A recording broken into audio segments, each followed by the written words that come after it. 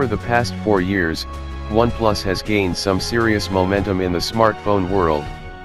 For better or worse, it's a company that draws the attention of technology enthusiasts. The biggest reason for this is that, since the beginning, it sought to bring flagship specs and performance to a phone that costs a lot less than its big-name brand competitors. Prices aren't as low as they were in the beginning, but OnePlus' commitment to delivering a powerful smartphone that's well-made is still there.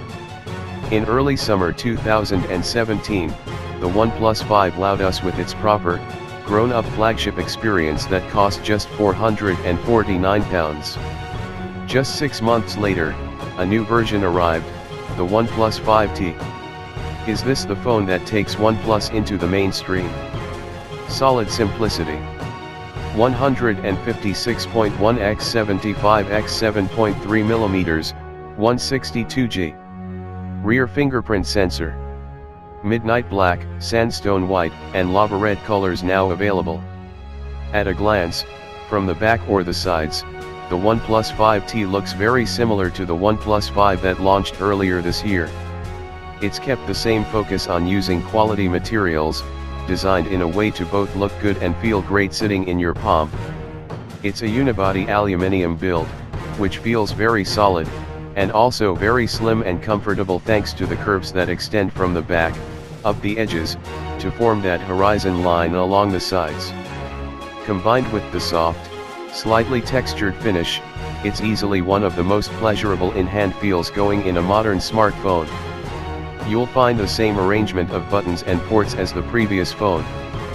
That means the volume rocker and the ever-useful alert switch are both on the left edge, while the power button and SIM tray are embedded in the opposite side.